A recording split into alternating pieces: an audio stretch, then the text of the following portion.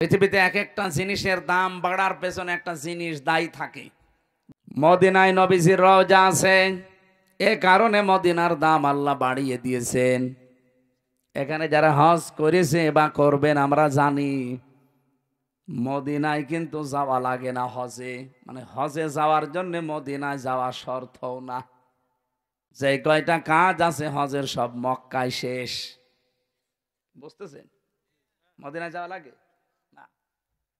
এরপরও পৃথিবীর যত মানুষ আছে যায়, আমি তো দেখেছি কোন মানুষ মদিনা না ঘুরে আসে না। আমি 16 সালে গিয়েছিলাম, আমি দেখেছি মানুষ অন্তত 40 ওয়াক্ত নামাজ, তার মানে 8 দিন 50টা, এই 8টা দিন মদিনার মসজিদে, নবীর এই মসজিদে যেভাবেই হোক কাটায়।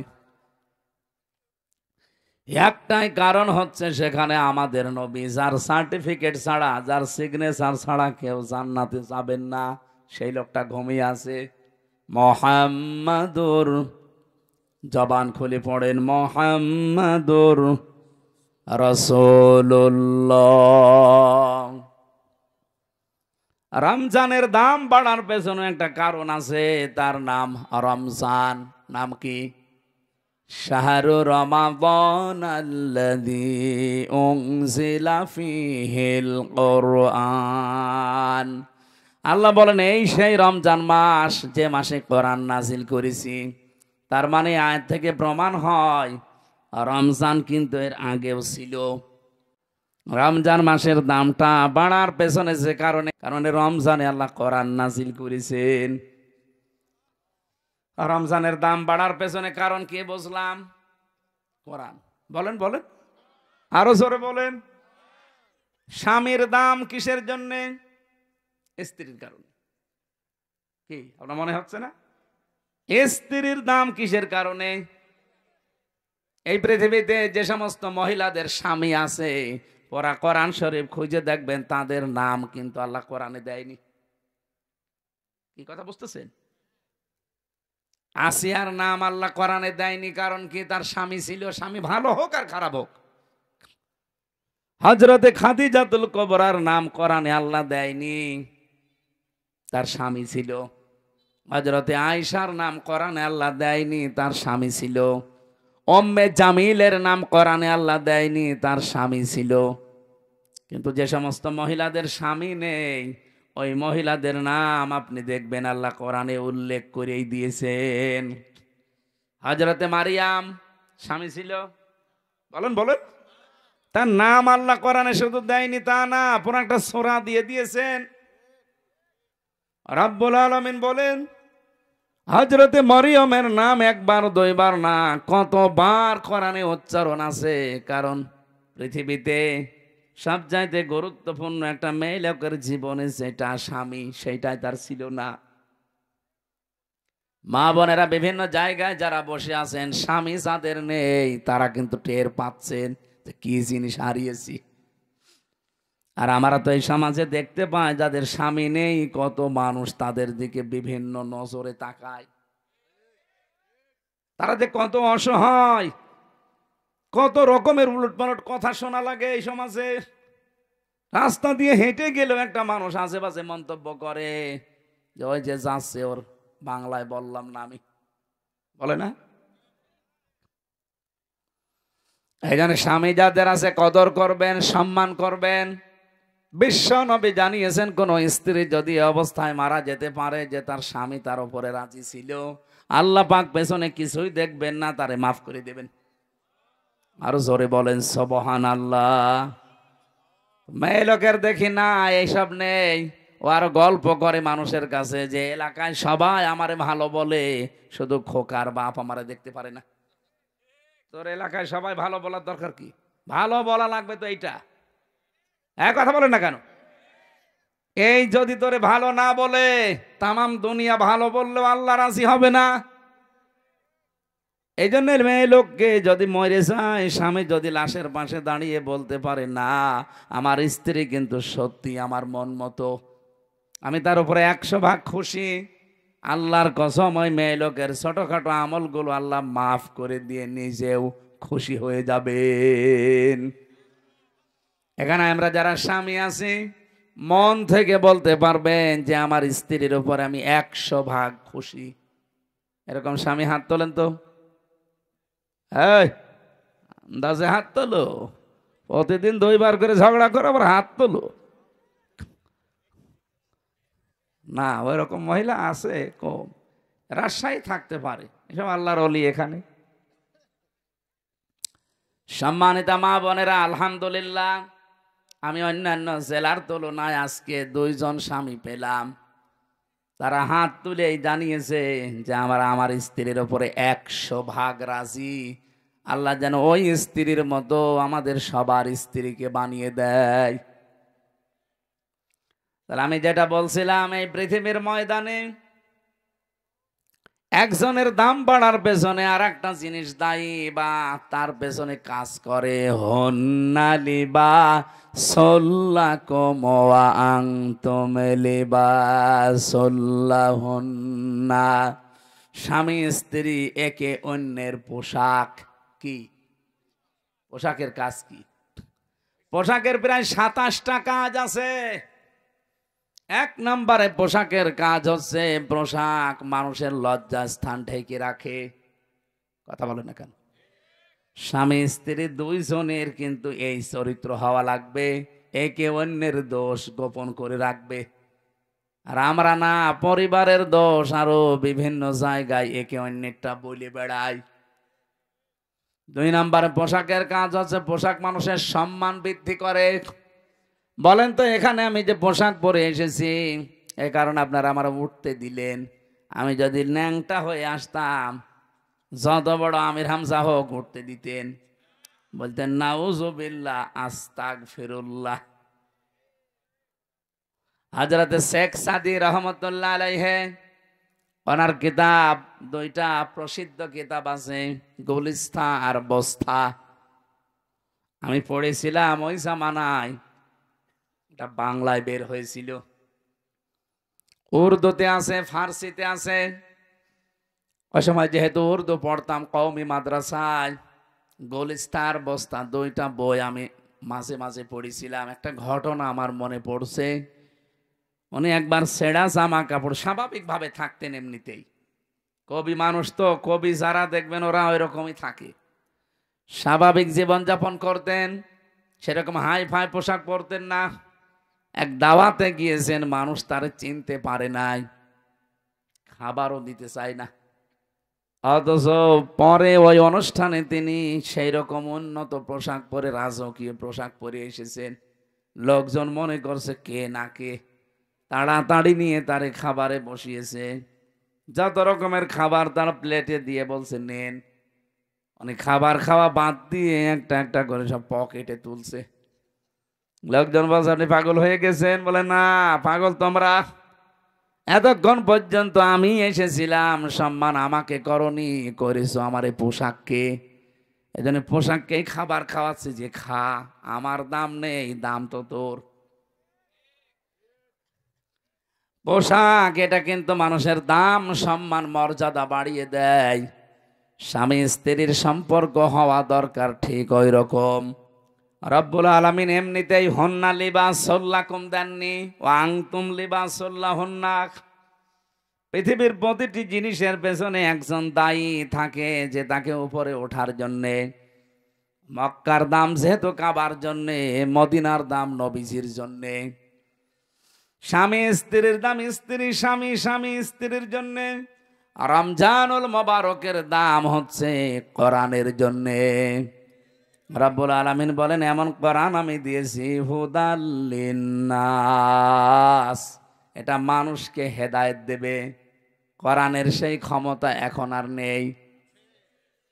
আগেকার জামানায় যারা পীর সাহেব শুনতাম, বিভিন্ন দরবারে মানুষ যেত আল্লাহকে পাওয়ার জন্যে, তারা কোরআন শরীফ তুলে দিত, এই নেন আল্লাহকে পেয়ে যাবেন। তারা কোরআন পড়তো, বুঝতো আমার আল্লাহর পরিচয় তারা পেয়ে যেত। এখনকার জামানায় দেখি অধিকাংশ দরবারে সিস্টেম আর নেই। এখন গেলে কোরআন শরীফ আর দেয় না, জিকির দেয়, হো হো করবি যা। আপনি ব্রাহ্মণবাড়িয়া, চট্টগ্রাম, বিশেষ করে কুমিল্লা এই লাইনগুলোতে আপনি যে দেখবেন যত দরবার আছে অধিকাংশ দরবারে গেলে কোরআন শরীফ দেয় না। আমার তাহেরি ভাই এক পীর, ওখানে লেখা আছে আল্লামা পীর মুফতি গিয়াসউদ্দিন আত-তাহেরি রহমতুল্লাহ, ও তো মরেনি, রহমতুল্লাহ বলা ঠিক হবে না, মাদ্দাজিল্লুহুল আলিয়া। এর কাছে যারা যায় ওকে কোনোদিন কোরআন শরীফ তুলে দেবে, কারণ ও নিজেই দেখি কোরআন শরীফ পড়তে পারে না। ওর যা তেলাওয়াত আমার ছোট মেয়েও হাসবে। কি আমি তো নিজে দুই একটা শুনেছি ওনার যা তেলাওয়াতের সিস্টেম, আমার ওই যে ছোট মেয়ে যেটা ফারিহা জান্নাত ওইটাও হাসবে। এ পড়া হইল, আমার আব্বার পড়া মাঝে মাঝে শুনি তাই হাসে যে কি পড়ছে দাদা। কোরআন শরীফ পড়তে হলে যে নিয়ম নীতিগুলো আগে জানা লাগে ওইটা আমার মেয়ে জানে, কিন্তু আমার বাবা জানে না। বাবা এই 64-65 বছর বয়সে এখন আবার নতুন করে আলিফ বা তা সা শিখতেছে। উনি আপনাদের মতো গ্রাম্য মানুষ, কৃষক, এতদিন হয়তো পড়েনি বা সে সময় দেয়নি। এখন এই বুড়ো বয়সে এসে আমি তা তাগিদ দিয়েছে যে পড়াই লাগবে, টাকা পয়সা খরচ হয় হোক, আপনাকে শেখা লাগবে মরণের আগে কোরআন। এখন পড়তেছে, আশা করছি উনিও পারবে। পীরের দরবারে আগে গেলে তারা কোরআন তুলে দিত, মানুষ পড়ে পেয়েছে তো আল্লাহকে। এখন যেহেতু কোরআন দেয় না, এই জন্য আল্লাহকে অধিকাংশ দরবারে পায় না, পায় কি গাঁজা। আর কথা বলে না কেন? আপনি দেখছেন না এখন বিভিন্ন জায়গায় যৌথ বাহিনী রেড দিচ্ছে, অধিকাংশ দরবার গুলো আমি প্রায় 113টা দরবারেরই দেখলাম, এগুলো সব ব্যাঙ্গে গড়িয়ে দিয়েছে অলরেডি। কারণ এগুলো সব জেনা, ব্যভিচার আর গাঁজা খাওয়ার আড্ডাখানা। কোরআন শরীফের কোন নিয়ম সেখানে পাওয়া যায় না, অথচ নাম কিন্তু পীরের দরবার, শাহেন শাহে দরবার। ওখানে আবার বছরে বছরে ওরস শরীফ হয়, নওরোজ শরীফ হয়, খসরোজ শরীফ হয়, গোসল শরীফ হয়। এক বছর পীর সাহেব গোসল করে না, ওই একদিন এসে গোসল করবে। ওই গোসলের পানি নিয়ে তার মুরিদের মা বোন ভাবি যা আছে সবাই আল্লাহর নাম নিয়ে নাকি খায় বিসমিল্লাহ বলে। নাউজুবিল্লাহ। এক বছর গোসল না করলে আমার মনে হয় ওর কাছে শয়তানও বেড়বে না। ওটা কি গন্ধ, পাটা তো কি। আর এই লোকেরে যদি গোসল করিয়ে সেই পানি, আমার মনে হয় পানির কাছেও যাওয়া ঠিক না। বলেন 2-3 দিন গোসল না করলে তা কেমন লাগে শরীরের ভেতর। আর শয়তান এক বছর কত কিছু যে কত কিছু হয়, আমি নিচে নামলাম না।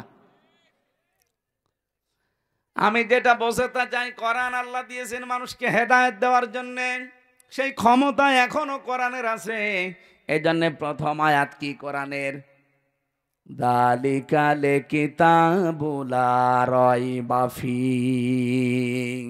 এই যে কিতাবের আগে আলিফ লাম আছে আমার ভাইরা, এই যে যালিকাল কিতাবু লা রাইবা ফীহ, কিতাবের আগে কেন আলিফ লাম দিয়েছেন? বালাগাত মান্তেক যারা বোঝে, বিশেষ করে আরবি গ্রামারের কিছু নিয়ম আছে, আলিফ লাম যারা বুঝবে আলেমরা দেখবেন ওখানে 4 প্রকারের নিয়ম দেওয়া আছে। আলিফ লামে ইস্তিগরাকি, এটা গরকন মানে ডুবন্ত পানি আছে না, ঠান্ডা গলা আরো বসে যাবে, আরেকটা চা যদি দিতেন তাহলে ভালো হতো। আপনাদের এই মানে সামিয়ানা দেখি আমি চা চাওয়ার সাহস পাচ্ছি। এই এলাকা যে গরিব, চা সেই আমি করবো কি? তারপরেও যদি থাকে, না থাকলেও গরম পানি করে একটু দিয়ে।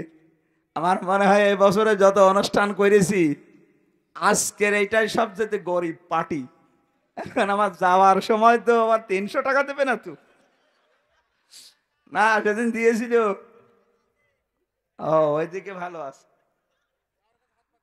আলহামদুলিল্লাহ। তো আপনারা আর একটু ভালো করে করতে পারতেন। এইটা তো এই যে রেকর্ড হচ্ছে, তো দেখছেন এই যে কতগুলো কিরমান কাতিবিন, এরা কালকে এটা দেখাবে, বলবেন এই রাজশাহীর বাগমারা, এই দেওপাড়া নাকি এইটা যেন দেখাইন না ভাই, একেবারে সরাসরি আসমান দেখা যাচ্ছে।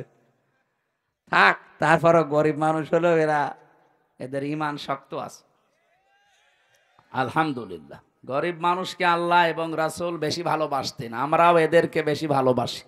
আর বাংলাদেশের রাজশাহী তো আমাদের কাছে, রাজশাহী, চাঁপাইনবাবগঞ্জ, সাতক্ষীরা আমাদের আবেগের জায়গা।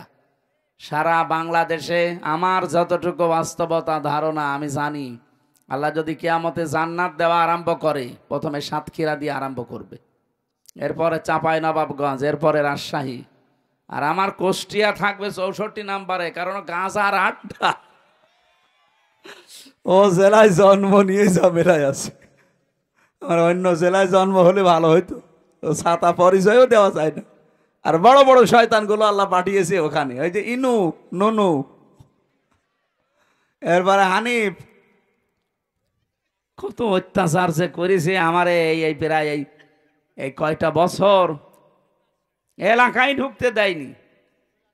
আমি বাড়ি যাওয়ার আগেই দেখি 10 জন পুলিশ বসে আছে। কি গো, তো হুজুর আমরা চলে এসেছি ধরার জন্য। এইরকম কঠিন অবস্থায় রেখেছিল এই শয়তানগুলো।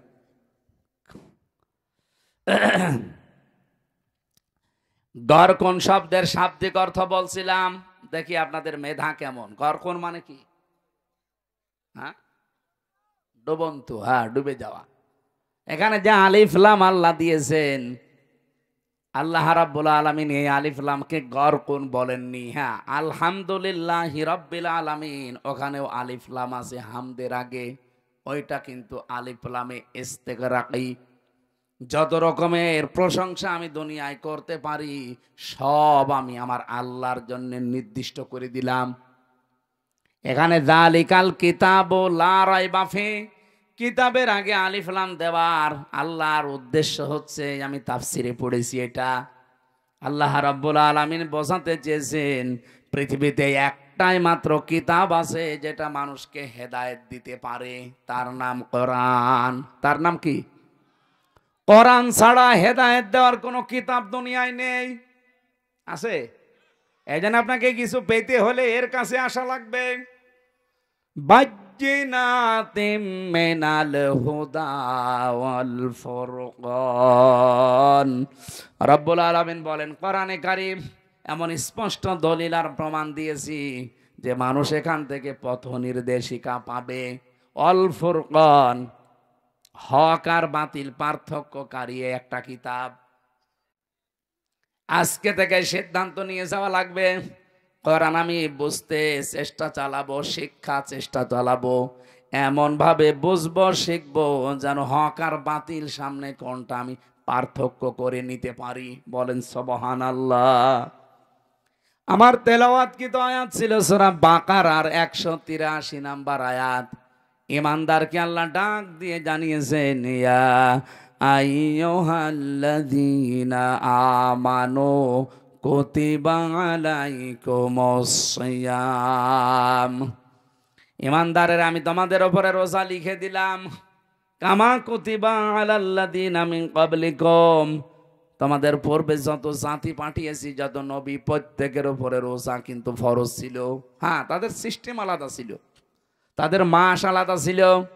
হযরতে মুসা নবী রোজা রাখতেন যেদিন তিনি পার হয়েছিলেন ফেরাউনের কবল থেকে ওই দরিয়া, ওটা মুহররমের 1 তারিখ, 10 তারিখে তিনি রোজা রাখতেন।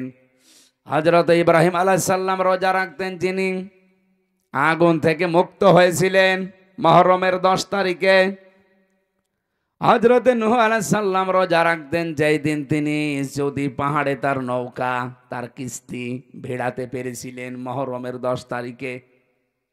অন্যান্য যত নবীর জীবনী পড়েছি, কোন নবীকে আল্লাহ রোজা দিতে বাদ দেননি, প্রত্যেককে রোজা দিয়েছেন।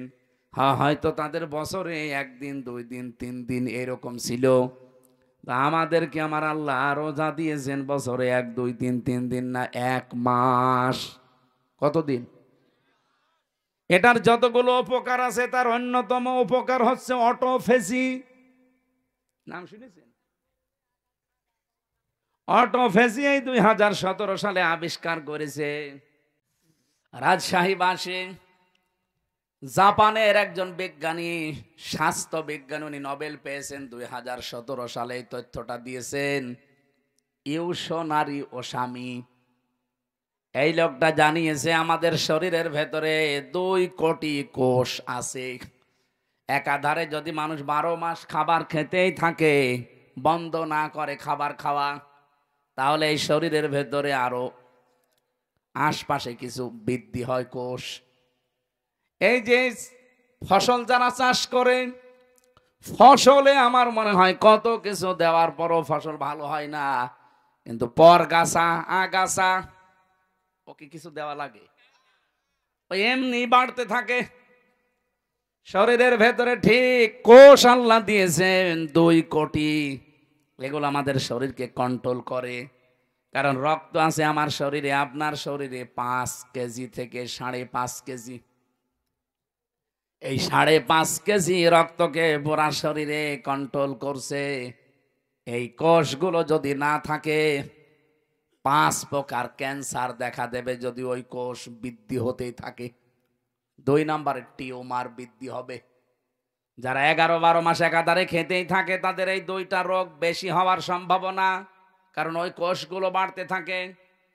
উনি চিন্তা করলেন আল্লাহর দেওয়া, মানে কি গড, ওরা তো গড বলে, গডের দেওয়া কোষ বাদ দিয়ে বাকি যে কোষগুলো আছে এইগুলো কি করে নষ্ট করা যায়। আগাছা নষ্ট করতে হলে যেমন গোড়া কেটে বাদ দেওয়া লাগে, কি নয়তো আবার ওখান থেকে জন্ম নেবে। আপনি সারও দেবেন না, মাটিও দেবেন না, ঔষধও দেবেন না, ওই এমনি জোর পেয়ে যায়, এমনি বাড়তে থাকে। আর আপনার ওই অতিরিক্ত ওই আগাছা পরগাছা কোষগুলো যদি বাড়তে থাকে, তাহলে আপনার শরীরের ভেতরে রক্তে 5 প্রকার ক্যান্সার হবে এবং টিউমার বাড়তে থাকবে। হয় টিউমারগুলো অনেকের ভেসে ওঠে, যে একটা ভেসে উঠিস, হয়তো একটা ভেসে উঠবে কারোর ভেতরে চাপা থাকবে, ভেসে ওঠে না। টিউমার 2 প্রকার। মানে চিন্তা করলেন এটা কি করে কমানো যায়। ওনার 13 বছর গবেষণার ফল, এমনিতে নোবেল দেয়নি, দিয়েছে এই কারণে। 13 বছর গবেষণা করে উনি জানিয়েছে কেউ যদি অন্তত 29-30 দিন 12-14 ঘন্টা দিনের বেলা না খেয়ে থাকতে পারে একাধারে, তাহলে আল্লাহর এই গডের দেওয়া কোষগুলো, আমরা কি বলবো গড না আল্লাহ? আল্লাহ। ও যা বলে বলুক, আল্লাহর দেওয়া এই সৃষ্টি কোষগুলো, ওরা যেহেতু আল্লাহকে বিশ্বাস করে না, ওরা বলছে গডের দেওয়া প্রাকৃতিক নিয়মে এমনি তৈরি হওয়া। আসলে কি সব এমনি তৈরি হয়? এর পেছনে একজন কারিগর আছে না? এই জন্য আমরা বলবো, একবারে বলেন তো কে? আরো জোরে বলেন কে? ওরা অন্য জাতির লোক, ওরা আল্লাহকে বিশ্বাস করে না, এই জন্য গড বলে চালায়, প্রাকৃতিক বলে চালায়। বলে প্রকৃতিগত ভাবে তৈরি হওয়া এই কোষগুলো তখন ক্ষুধার্ত হয়ে যায়, তখন ওই যে আগাছা পরগাছা অতিরিক্ত বেশি, ওই কোষগুলো তখন খাওয়া আরম্ভ করে। 30 দিন একাধারে খেতে খেতে পুরা সাবাড় করে ফেলে, আপনাকে ওই আগের অবস্থায় আবার ফিরিয়ে দেয়।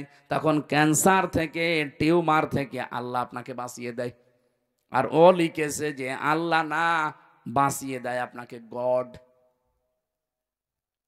আমি আবার বলছি, ও যা বলে বলুক, ওর তথ্যটা ঠিক আছে। ও গড বলুক আর প্রাকৃতিক বলুক, আমরা কি বলবো বলেন তো? আল্লাহ পাক 30টা রোজার দ্বারা এটা করেন। চিন্তা করলে এটা পাওয়া যাবে কোথায়? এই তথ্যটা পৃথিবীর কোন ধর্মগ্রন্থে আছে কিনা দেখি তো। 4,500 ধর্মগ্রন্থ আছে দুনিয়ায়। কত? 4,500। উল্লেখযোগ্য সেগুলো নিয়েছেন। এই পৃথিবীতে সবচাইতে বেশি মানুষ বাস করে খ্রিস্টান ধর্মে।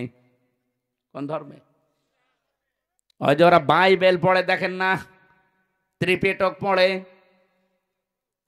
এই পৃথিবীতে 2 নম্বরে বেশি মানুষ বাস করে ইসলাম ধর্মে। ওরা আছে 250 কোটি আর আমরা আছি 200 কোটি। যেভাবে মুসলমান আরম্ভ হয়েছে সারা বিশ্বে, বিশেষ করে ইংল্যান্ডে, আমেরিকায়, মুসলমান যেভাবে বৃদ্ধি হওয়া আরম্ভ হয়েছে, আমাদের চরিত্র, আমাদের অ্যাক্টিভিটিস, আমাদের যদি কাজকর্ম আরো উন্নত হতো সাহাবীদের মতো, মুসলমান আরো বেড়ে যেত। আমরা বাটপারি করি, সিটারি করি, প্রতারণা করি, এই জন্য ওরা মনে করে মুসলমান এই, ও ছাতা হওয়ার দরকার নেই। কিন্তু সাহাবীদের মতো যদি আমরা তাকওয়া অবলম্বন করতে পারতাম, চরিত্র বানাতে পারতাম, এই মানুষগুলো আমাদের দেখে দেখে মুসলমান আরো বেশি হয়ে যেত। ৪,৫০০ ধর্মীয় গ্রন্থগুলো একটা একটা করে মিলিয়েছে, কোন ধর্মীয় গ্রন্থ পায়নি যে এই তথ্যটা পাওয়া যাবে। শেষ পর্যন্ত মুসলমানদের ধর্মীয় গ্রন্থ কোরআনে কারীম। সূরা বাকারার আমি যে আয়াত পড়েছি ১৮৩ নাম্বার আয়াতের পরের আয়াত শেষের অংশে, সূরা ৮০ নাম্বার আয়াত, ওয়া আনতাসুমু খায়রুল লাকুম ইন কুনতুম তা'লামুন। বলেন আল্লাহু আকবার। রব্বুল আলামিন বলেন, তোমরা যদি রোজা রাখো তোমাদের জন্য ভালো হবে, এটাই তোমাদের কল্যাণ হবে। কি কল্যাণ হবে? উনি এখানে ২৭টা পয়েন্ট দিয়েছেন যে রোজা রাখলে এই এই কল্যাণ হয়। তার ১ নাম্বারে আপনার ওই অতিরিক্ত পরগাছা আগাছা ওই কোষগুলো আসল কোষ ধ্বংস করে ফেলবে। যুগে যুগে আল্লাহ বিধানটা এমনি দেয়নি, এই কারণেই দিয়েছেন। তাহলে আমরা যদি রোজা রাখি কত বড় মারাত্মক ২টা অসুখ থেকে আপনি বাঁচতে পারবেন, একটা ক্যান্সার আর একটা টিউমার। এই কথা বলেন না কেন? ২ নাম্বারে রোজা রাখলে মানুষ সুস্থ থাকে। কঠোর পরিশ্রম যারা করে এরা আমার মনে হয় বাদ দিয়ে বাকি কারো রোজা ছাড়া ঠিক না। এমনিতে যারা দোকানে বসে আছেন, মাঠে ঘাটে কাজ, হ্যাঁ মাঠের কাজও কঠিন, কিন্তু তারপরেও যদি আপনি রোজা রাখতে পারেন, ১ মাস রোজা রাখার দ্বারা ওই অটোফেজির মাধ্যমে আপনার কোষগুলো ধ্বংস হবে এবং আপনাকে সুস্থ করার জন্য ১১ মাস আপনাকে চালানোর জন্য রোজা কার্যকর ভূমিকা পালন করবে। রোজা এখন থেকে আর ছাড়া যাবে। কত মানুষ দোহাই দেয়, হুজুর আমার গ্যাস, আমি রাখতে পারি না, এটা একটা শয়তান। রোজা রাখলে তোর গ্যাস ভালো হবে। যারা বলে আমার ডায়াবেটিস, রোজা রাখলে সমস্যা, কে বলেছে আপনাকে? আপনার কি ডায়াবেটিস আমার চাইতে বেশি? জেলখানায় যে আমার ডায়াবেটিস ২৭, ৩৭ পর্যন্ত চলে গিয়েছিল। এই জন্য রোজা রেখে ৩ দিনে আমি এখন দেখছি যে না, আমি আরো ভালো আছি, ডায়াবেটিস আমার কন্ট্রোলে হয়ে গেছে। এই জন্য রোজা রাখলে বিজ্ঞানও প্রমাণ করছে কেউ যদি ১২-১৪ ঘন্টা দিনের বেলায় না খেয়ে থাকতে পারে তার ডায়াবেটিসও কন্ট্রোল হয়ে যায়। আল্লাহ কি এমন যে এমন বিধান উনি দিয়েছে যেটা আমাদের শরীরের সাথে মানাবে না? না, এই জন্য উনি বুঝে শুনে দিয়েছেন এই বিধানটা। পরে না, আমাদের পূর্বে যত জাতি আল্লাহ পাঠিয়েছে সবার উপরে এইটা ছিল, আমাদের উপরেও ছিল, কিন্তু ১ মাস না ৬ মাস। আল্লাহ পাক বলেন আমার নবী যখন এসেছিল আমি তাকে ৬ মাস রোজা দিয়েছি। উনি তো আনন্দে যে ৬ মাস রোজা পেয়েছি। অন্যান্য উম্মতেরা মাত্র ১টা পেয়েছিল বছরে, আর আমরা মুসা নবীর সাথে দেখা ৬ষ্ঠ আসমানে মেরাজ থেকে আসার সময় বলে না আপনি ফিরে যান, আপনার উম্মতরা পারবে না, আপনার উম্মতেরা পারবে না। আমার উম্মত এত শক্তিশালী ছিল, তারা পাহাড় কেটে কেটে ঘর বানাতো, তারা ৯০০ বছর ১০০০ বছর হায়াত পেত।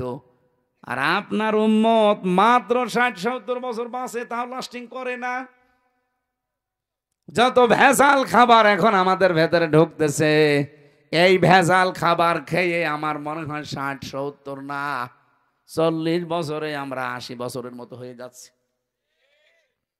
যেহেতু মনে চলে আসলো যারা ভেজাল দিচ্ছেন খাদ্যে, ফরমালিন দেন, ঔষধ লাগান, এটার দ্বারা যাদের স্বাস্থ্যহানি হয়, বিভিন্ন অঙ্গ প্রত্যঙ্গ নষ্ট হয়ে যায় খাবার খেয়ে, কিয়ামতে আপনি খুনি আসামি হয়ে উঠবেন। কারণ এগুলো একটা মানুষ মারার একটা কারণ। হয়তো সরাসরি মারছেন না, অন্য লাইনে আপনি মেরে ফেলছেন মানুষকে। কথা বলেন না কেন?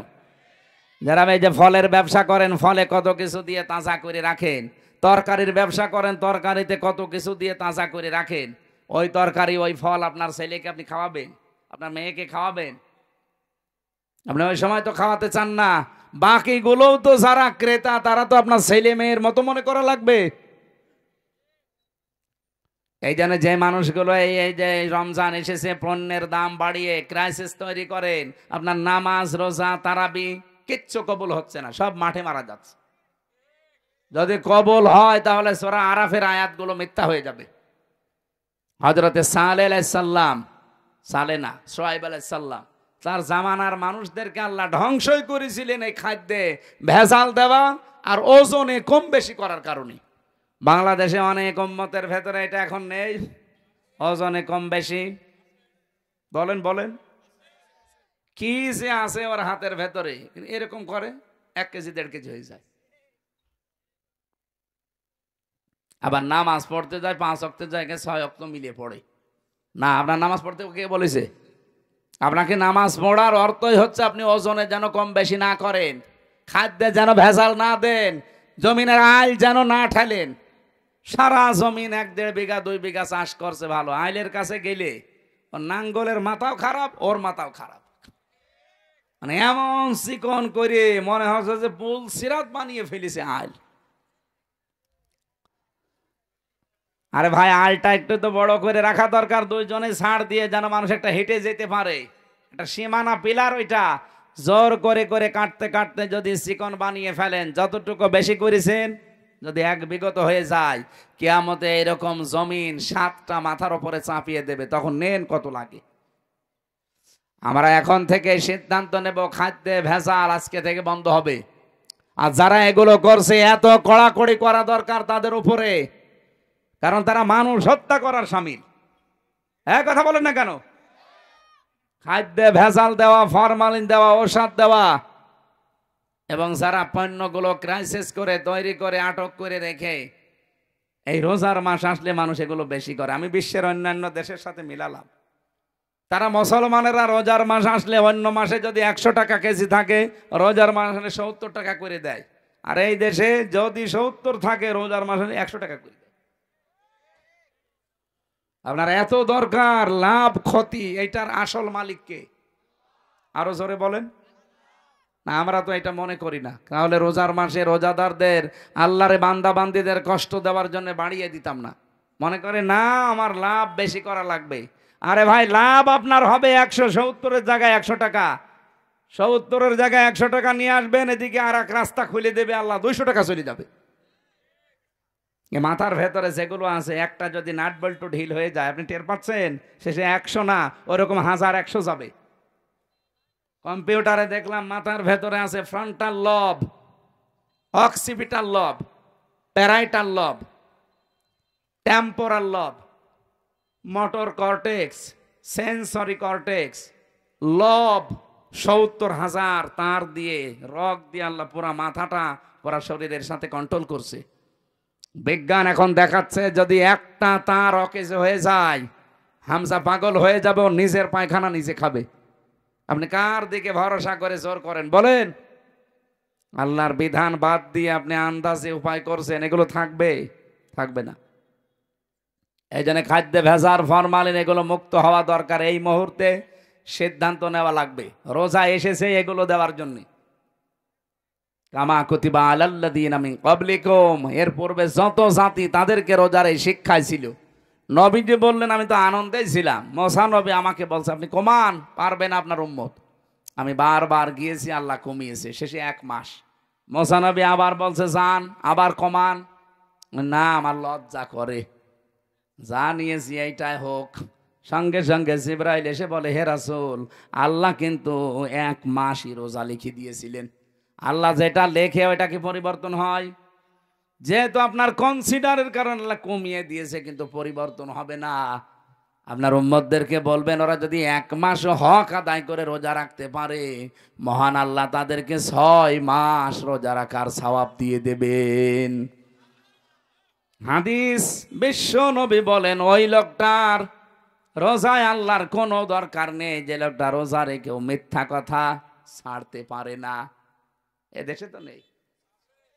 আমরা নিজেদেরকে এখন থেকে কন্ট্রোল করবো, আল্লাকুম তাত্তাকুন, তাকওয়া যেন অর্জন হয়। রোজা রাখার দ্বারা যেটা আপনি দেখান আমার আল্লাহকে, অন্যান্য ইবাদতেও এইটাই দেখাবেন। আল্লাহ কম বেশি সবাইকে এই আয়াতের উপরে তাদের জীবন চালানোর তৌফিক যেন দান করেন, বলেন আমিন। এই বিধানটা মানতে গিয়ে কত কন্ট্রোল ভাবে মানুষ চলে। কেউ না দেখলে আল্লাহ দেখছে, এই ভয়ে কোনো হারাম জিনিস খেতেও চায় না। কি বলেন বলেন? অথচ এই মানুষটা বাকি 11 মাস বাবা শ্বাস হালাল, সব হালাল। না, এইভাবে চলতে হবে না। রোজার শিক্ষাটা আমাদের জীবনে যেন কাজে লাগে। কতিবা আলাইকুম, কতিবা শব্দ দিয়ে আল্লাহ যতগুলো আয়াত নাজিল করেছেন, কতিবা আলাইকুমুল কিতাল, কতিবা আলাইকুমুল কিসাস, কতিবা আলাইকুমুস সিয়াম, প্রত্যেকেই ফরজ। আপনি শুধু সিয়াম ফরজ মনে করেন, অনেকে কিসাসকে ফরজ মনে করে না, বলে এটা দুনিয়ার কাজ, এটা খারাপ কাজ, এটা বড় বড় কাজ। এই জন্যই তো সুরঞ্জিত বাবু বলেছিল যে চুরি করলে হাত কেটে দাও, এই আইন হচ্ছে কোরআনে, এটা বর্বর আইন। বলেন নাউজুবিল্লাহ। কুতিবা আলাইকুমুল কিতাল, তোমাদের উপরে যুদ্ধ জিহাদ আমি ফরজ করে দিলাম, লিখে দিলাম। এই কথা শুনলে অনেক মানুষ মনে করে এটা জঙ্গিবাদের কাজ। জিহাদকে যারা জঙ্গি মনে করে তারাই আসল জঙ্গি। আরে ভাই, জিহাদ হচ্ছে পৃথিবীর জঙ্গি নির্মূল করার জন্য। অন্যায় যেখানে, জিহাদ সেখানে। বলেন তো চাঁদাবাজি করা অন্যায় কাজ না? এক কথা বলেন না কেন? সুতরাং চাঁদাবাজি যেখানে, প্রতিবাদ সেখানে, এইটার নামই জিহাদ। যেখানে যে অন্যায় হবে ওই জায়গায় দাঁড়িয়ে যাবেন। রোজার এই শিক্ষা এসেছে দেওয়ার জন্য 1 বছর পরে। আমরা যদি এই শিক্ষা নিয়ে বাকি 11 মাস সত্যি চালাতে পারি, আল্লাহর কসম এ দেশ আবার দাঁড়িয়ে যাবে। খালি রোজার শিক্ষায় যথেষ্ট, আর কিছু লাগবে না। 27টা বললাম না শিক্ষা আছে রোজার। 1 নাম্বার, আমাদের শরীরের রোগ 2টা গুরুত্বপূর্ণ থেকে আল্লাহ বাঁচাবে রোজার দ্বারা। 2 নাম্বারে, বিপদে পড়লে এমন জায়গা থেকে আল্লাহ সাহায্য পাঠাবে আপনার ধারণাও নেই যে এখান থেকে সাহায্য আসতে পারে। এরকম প্রায় 9টা বিষয় আমি কোরআনে পড়েছি। এই জন্য আমরা রোজা রাখার দ্বারা এগুলো পেতে চাই যে আলিল্লাহিল ইজ্জাতু ওয়া লিরাসূলিহি ওয়া লিল মুমিনিনা ওয়ালাকিন্নাল মুনাফিকিনা লা ইয়ালামুন। হে নবী, পৃথিবীতে সম্মান আমি রেখেছি আমি আল্লাহর জন্যে, রাসূলের জন্যে, আর যারা ঈমানদার তাদের জন্যে। কিন্তু মুনাফিক যারা, এরা এটা জানে না। ওরা মনে করে সম্মান মনে হয় জোর করার ভেতরে। এই জন্যে দেখেন না, এই 15.5 বছর অনেকে জোর করে সম্মান পেতে চেয়েছিল। এত অপমান আল্লাহ করেছে, ও সম্মান বেরিয়ে গেছে। এর চাইতে আর অপমান আল্লাহ কি করবে? ওয়ালাহুম আযাবুম মুহিন, তাদের জন্য অপমানজনক শাস্তি আল্লাহ যে রেডি করে রেখেছিল সেটা আমরা অলরেডি দেখলাম। শুধু বাংলাদেশ না, এখন তামাম দুনিয়ায় 257টা রাষ্ট্র আছে। কয়টা? পৃথিবীর এই 257টা রাষ্ট্রে কম বেশি শাসক আছে। আমরা একটা জরিপ পেয়েছি, এই 257টা দেশের ভেতরে 1 নম্বরে নিকৃষ্ট মানুষের তালিকায় হাসিনার নাম। 2 নম্বরে বাশার আল আসাদের নাম, সিরিয়ার ওইটা। 3 নম্বরে নেতানিয়াহু, ইসরায়েলের ওইটা। 4 নম্বরে আশরাফ ঘানি, ওই যে পালিয়েছে যেটা। আমার মনে হয় যেগুলোর নাম দেখলাম এসবগুলোর ভেতরে পালানো লোক বেশি। হাসিনা পালিয়েছে, আশরাফ ঘানি পালিয়েছে, আসাদ পালিয়েছে। নেতা এখনো পালায়নি, ও শয়তানও পালাবে। যদি দেশ থেকে না পালায়, পৃথিবী থেকে পালাবে ইনশাআল্লাহ। এই কথা বলেন না কেন? গাজে অবস্থা করেছে, ফিলিস্তিনে যে অবস্থা করছে, বলেন এই মানুষগুলোকে আমির হামজা, এ হাফিজুর রহমান, এ মাওলানার নাম কি, হ্যাঁ, ইব্রাহিমের ছেলে, তারা যে শিশুগুলোকে মেরে ফেলছে, আমার শরীরের ভেতরে রক্ত আমার বাবা রিয়াজউদ্দিনের, আর রিয়াজউদ্দিনের শরীরে রক্ত জাহান আলী সর্দারের। এই শেষ, যারা কেউ আগে পরে কিছুই নেই। অথচ ফিলিস্তিনে গাজত ছেলে মেয়েদের শরীরে রক্ত সুলাইমান আলাইহিস সালামের, দাউদ আলাইহিস সালামের, মুসা আলাইহিস সালামের। আপনি টের পাচ্ছেন কি বলছি? গোলাপের পাপড়ির মতো এই ছোট্ট ছোট্ট বাচ্চাগুলোকে দুনিয়া থেকে বিদায় করে দিচ্ছে এই শয়তানগুলো। আবার মানবতার কথা বলে এরা। এই জন্য যারা বানিয়েছে এগুলো তো এমনি বানায়নি, অনেক কিছু চিন্তা ভাবনা করে কার দ্বারা মানবতার ক্ষতি বেশি হয় এগুলো দেখে তারপরে তালিকা বানিয়েছে। আমার আফসোস ছিল না তালিকা আরো 14টা বানাক, কিন্তু 1 নম্বরে নাম আমাদের হাজী সাহেবের আসবে। আহ, ওনাদের এই যে রিপোর্ট তৈরি করা দেখলাম, কেন বানিয়েছে তালিকাগুলো, কার কি অবদান মানবতার পেছনে ধ্বংস করার জন্যে। হাসিনার জন্য যেটা দিয়েছে সেটা হচ্ছে আয়না ঘর। উনি আয়না ঘর বানিয়েছে, পৃথিবীর ইতিহাস পাল্টিয়ে দিয়েছে। হ্যাঁ, জাহেলি যুগে তারা কষ্ট দিয়েছে, কিন্তু এইরকম কষ্ট আজ পর্যন্ত পৃথিবীতে কেউ কাউকে দেয় যারা তালিকা বানাচ্ছে তারা আজও পায়নি। একটা মানুষ 8 বছর 10 বছর, এদিকে 3 হাত এদিকে 1.5 হাত, এতটুকু একটা ঘর, সামনে আবার একটা টয়লেট বসানো, কোনো জ্বালানা নেই, দরজা নেই, দেওয়াল নেই। ওই যে বসে আছে ওর সামনে আপনাকে টয়লেট করা লাগবে। এখানে যারা জেল খেটেছে জিজ্ঞাসা করেন, জেলখানায়ও টয়লেট আছে, কিন্তু মানে বেশি উঁচা না, দেওয়ালগুলো এই 1-1.5 হাত 2 হাত হবে। আপনি বসলে দেখা যায় না, দাঁড়ালে দেখা যায়। এইরকম সিস্টেম থাকলে কি টয়লেটই হয়? তাও তো 1-1.5 হাত 2 হাত আছে, আর ওগুলোই কিছুই নেই। আমি নিজেও তো ছিলাম ওখানে মাটির নিচে, আমিও 10 দিন ছিলাম রিমান্ডে, যে কয়দিন ছিলাম আমি দেখেছি ওখানে কিচ্ছু নেই। ও দেওয়ালও নেই, দরজাও নেই, পুরাটা ফাঁকা। আপনি কি করবেন বসে টয়লেটে? সব ওরা দাঁড়িয়ে দাঁড়িয়ে দেখে। মানবতার সাথে এই যে মহা কৌতুক, এই আয়না ঘরের সাথে সম্পৃক্ত, এই কারণে ওকে নিকৃষ্ট মানুষের তালিকায় দিয়েছে 1 নম্বরে। আসলে 1 নম্বরই থাকা দরকার। অন্যান্য মানুষগুলো অপরাধ করেছে মানবতার সাথে, কিন্তু এত নিচে কেউ নামেনি। 8টা বছর 10টা বছর তার স্ত্রী জানে না যে সে মরে আছে না বেঁচে গেছে। যদি আপনি ধরে মেরে ফেলে বলতেন যে আমি ব্যারিস্টার আরমানকে মেরে ফেলেছি, তাহলে তার বউটা বিয়ে করতে পারতো না। কথা বলেন না কেন? আপনার নিজের মেয়ে হোক তো, আপনার জামাই ওইভাবে 8 বছর 2 বছর 10 বছর নিরুদ্দেশ হয়ে যাক, গুম হয়ে থাক, আপনি দেখেন তো আপনার মেয়ে ঠিকই থাকতে পারে কিনা। 14 জায়গায় বিয়ের জন্য বিভিন্ন জায়গায় খোঁজ লাগাবে যে কবে দেবেন। আর মানুষের ভেতরে আল্লাহ চাহিদা দিয়েছে, যৌবন দিয়েছে। ব্যারিস্টার আরমানের স্ত্রীর ভেতরে ছিল না? কথা বলে না কেন? এখনো পর্যন্ত অনেকে জালেমের সাফাই গাইছে। হ্যাঁ, কি হয়েছে যে বউর পালিয়ে চলে যাওয়া লাগলো? তোমার সাথে তো হয়নি। তোমার বাবারে যদি ওইভাবে 8 বছর 10 বছর আটক করে রাখতো আর না বলতো, তুমি তখন টের পেতে যে কি হয়েছে। একটা মানুষকে নিয়ে যে নিরুদ্দেশ করে রেখে দেয়, জানে না কেউ। আমি বলেছি ভাই মেরে ফেল। এটা আমার ভার্সিটির 2 জন ছেলেকে, শাহ ওলিউল্লাহ আর মোকাদ্দাস ভাই, 2 জনকে নিয়ে গেছে, আজ প্রায় 9 বছর হয়ে গেল। কি অপরাধ তাদের? তারা তো ছাত্র। আপনার 9টা বছর তার মা বাবার কাছে যাওয়া যায় না। আমি একজনের বাবার কাছে গিয়েছিলাম, হাও মাও করে কেঁদে জড়িয়ে ধরে। তারাও এক বাপের এক ছেলে। এই গুম, এই শব্দটা যে কত নিকৃষ্ট আর কত ভয়ঙ্কর! এটা মানুষ বেঁচে আছে আশায় আশায়, তাও স্ত্রী সময় পায় করতে পারে।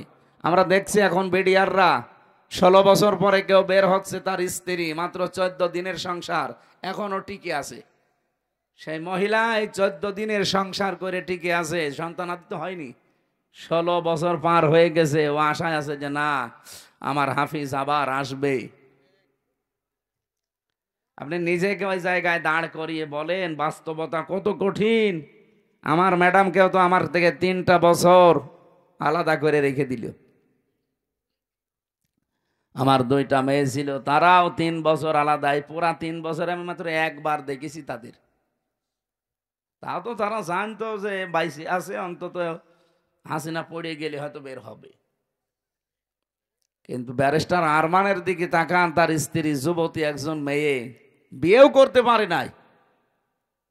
স্বামীর আশায় আশায় কাটিয়ে দিয়েছে প্রায় 8 বছর। এই কারণে এই চিন্তা গবেষণা করে ওনারা রিপোর্ট পেশ করেছে যে পৃথিবীতে 1 নাম্বার খারাপ মানুষ, নিকৃষ্ট মানুষ এই মহিলা। আল্লাহ যেন এরকম কিছু সামনে আমাদের আর না দেয়। যাই হোক, বাংলাদেশ অন্তত আয়না ঘর কেউ যেন বানাতে না পারে। এটা আপনি না দেখলে আপনাকে বোঝানো যাবে না, এটা যে কত বড় ভয়ঙ্কর জায়গা। মাটির নিচে এক সুড়ঙ্গ দিয়ে যাওয়া লাগে, কোনো জ্বালানা দরজা নেই, ভেন্টিলেটার আছে একটা, আর জ্বালানা তো নেই, দরজা আছে তা ওই যে লোহার দরজা, ওর সাথে আবার চেন দিয়ে পা আটকিয়ে রাখে। আমার হাতেও তো বাধা ছিল চেন, আমার পেছনে বাধা ছিল। এই জন্য পৃথিবীর এই নিকৃষ্ট তালিকায় যাদেরই নাম এসেছে, আল্লাহ যেন তাদেরকে ডবল শাস্তি দেয়। কারণ এরা যা ক্ষতি করেছে, এদের একবার মেরে ফেললে হবে না, এদের 14 বার মারা লাগবে। আর ওদেরকে 14 বার মারবেন, ওদের 14টা জীবন আছে নেই। এরা কি আরম্ভ করেছে? হ্যাঁ, পেছন দিক থেকে ডাক দেন তো, কারা কারা আছে ডাক দেন। সব বন্ধ করেন, বসেন, পরে আমি ঘন্টাখানিক কথা বলি, এরপরে যা করার করেন। মাহফিল যারা দেয় এরা শোনে না। এক মহিলা সে মাথায় কাপড় ফেলে দিয়ে দৌড়াচ্ছিল, যাই তুমি এইভাবে দৌড়াও, তোমার গ্রামে মাহফিল। মাহফিল দিয়েছি তাই কত নয়, আবার মাথায় কাপড়ও দিয়ে লাগবে। এরা তো তাই করছে, আমাদেরকে বসিয়ে দিয়ে ওরা গল্প করছে।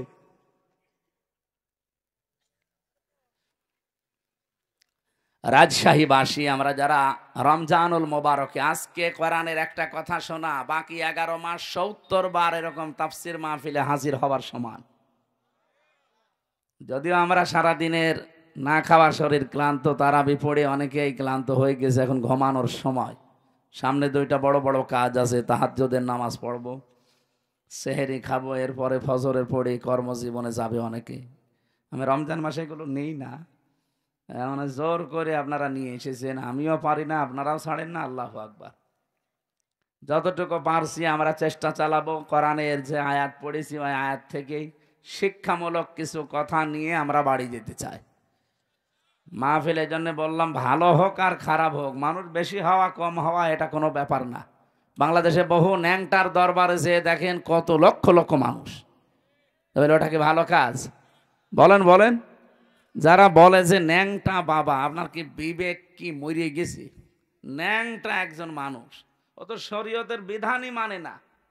একটা পুরুষের সতর হচ্ছে নাভি থেকে হাঁটু পর্যন্ত ঢেকে রাখা লাগবে, বিনা কারণে যদি এগুলোতে কাপড় না দেয় কেউ, তার কবিরা গুনাহ হবে। এক কথা বলেন না কেন? আর একজন মেয়ে লোকের সতর মুখমণ্ডল, হাতের কবজি আর পায়ের পাতা বাদ দিয়ে পুরা শরীর ঢেকে রাখা লাগবে। কেউ যদি এই 3টা জায়গা বাকি রেখে অন্য কোনো জায়গায়ও কাপড় না দেয়, মাথায় কাপড় দেয়নি, স্বামী বাদে পৃথিবীর অন্য কেউ দেখলো, আপনার কবিরা গুনাহ হবে। তাহলে মেয়েদের সতর কতটুকু? হানাফি মাযহাব অনুযায়ী মুখমণ্ডল, হাতের কবজি আর পায়ের পাতা বাদ দিয়ে পুরা শরীর ঢেকে রাখা লাগবে। পুরুষের সতর যদি নাভি থেকে হাঁটু পর্যন্ত ঢেকে রাখে, তাহলে তার ফরজ আদায় হয়ে যাবে। বাকি শরীরে কাপড় চোপড় না থাকলেও অসুবিধা নেই, তারপরও খালি গায়ে থাকা ঠিক না জনসম্মুখে। আমি কথা বোঝাতে পেরেছি?